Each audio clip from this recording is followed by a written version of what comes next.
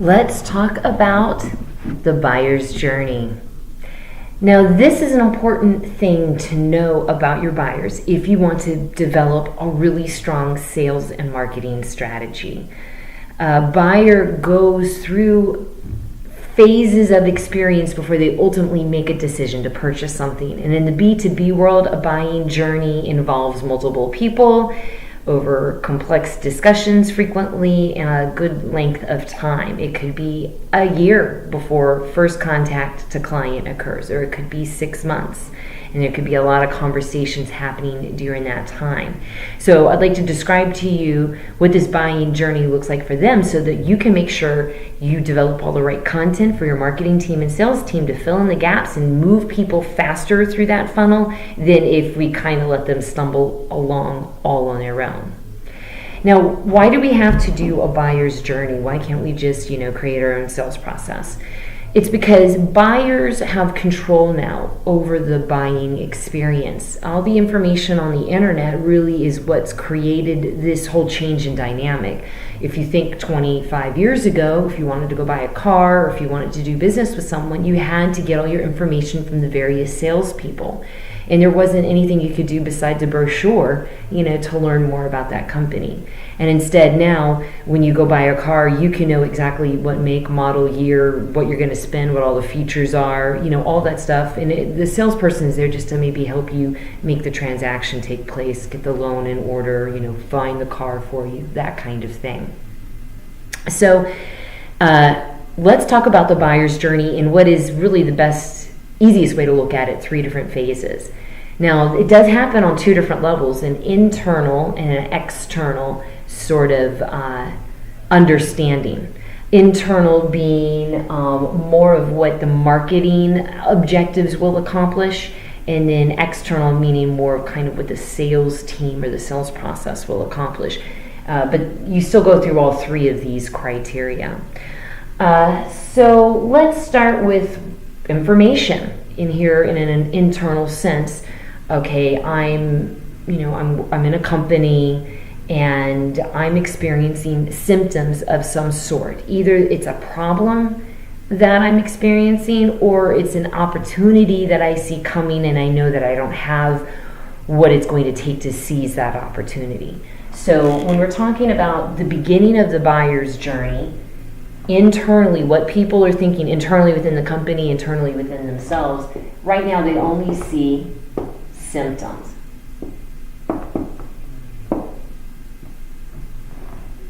Now, with those symptoms, they're doing some research. Maybe I just have an issue with getting my employees to clock in on time regularly every day. So I go online and do a little research about how can I get my employees to clock in on time? Is it a time management problem? Is it me not setting clear expectations? But the symptom is the problem in this case with the employees. Now the criteria stage, this is where I'm doing a full-blown analysis of the situation because I gotta really know what the elephant is here that I'm addressing, or is it just a mouse?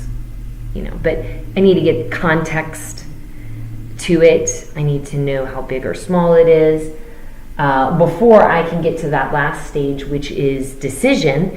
And that's where I really look at the cost benefit of the whole thing.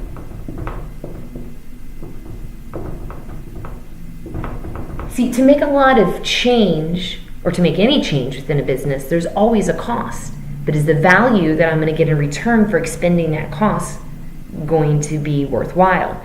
Now, I'm not even talking about the value of the cost to hire a vendor or buy a product. I'm not even talking about that. I'm just talking about the change that happens within the organization. If it's a very stagnant organization, or if people have always done the way things they've always wanted to and they're not going to change, maybe leadership doesn't have the ability to instill that kind of change, this could kind of limit this whole process right here, and you'll never even talk to them. But that's what's happening at the decision stage. Is this something we are going to take care of or not? All right. Now let's talk about what marketing content you would want to produce to address these 3 stages. Typically at the information stage, we're talking about your blog, we're talking about ebooks. So remember, this is all kind of like really interesting stuff, catchy headlines and titles, and ooh, I want to read that. Well, that's interesting. And maybe I don't know it's a problem, but maybe it could be, and I'm going to read it, or more or less I am, typing into my search bar on Google, and playing this blog post pops up from your website. Now, once we've got them hooked and we want them to keep coming back and learning more about whether or not their symptoms are something that they need to continue investigating, then we're going to offer things like maybe templates or checklists to help them really break it down.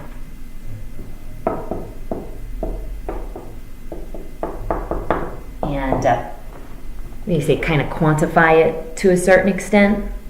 To help qualify it ultimately. I mean, when you do this kind of stuff, you can make more managerial decisions, right? Once you start documenting in this sort of format. Now, ultimately, at the end, with the decision level, it's an internal thing, right? Either they internally have to get buy-in from everybody that's involved, or it's a manager has to make a decision and everyone complies. What can you do marketing content with that? If this is a really big issue where in your industry and in the business that you're in, and this is a big stumbling point, then maybe some marketing content to help your buyers or influencers make the best case to their boss. So that could take the form of an ebook or a blog post. But really what you're doing is we're helping enable influencers in whatever manner that we can that makes sense for the type of business that you're in. Okay, so that's what marketing is trying to do, is to get a company to understand that there is a need for them to make a change. Now let's get to the external aspect of the buyer's journey, where they're actually engaging your business directly. Because now that they've discovered the need, they're going around and they're looking to see, well, who's going to be the right kind of person or company to fulfill that need. So in an external sense, when it comes to the information level, what they want is basically your features and benefits of what you do. So it's just straight up information about your company. They're going to go to your product and service pages, right, on your website to read the descriptions. Oh, this is what they do. Okay.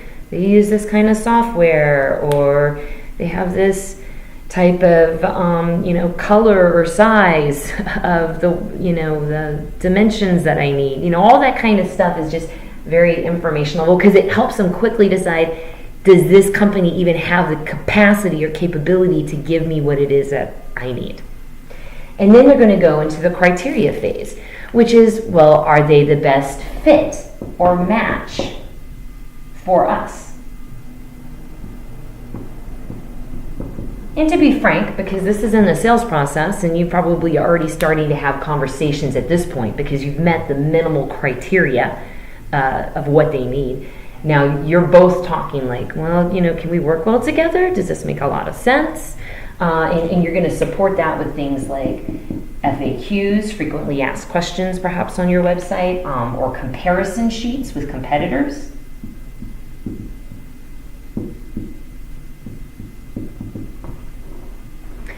And let's say, it seems like your company is going to be a pretty good fit for what it is that I need to accomplish. You meet my minimum requirements. I know what my need is.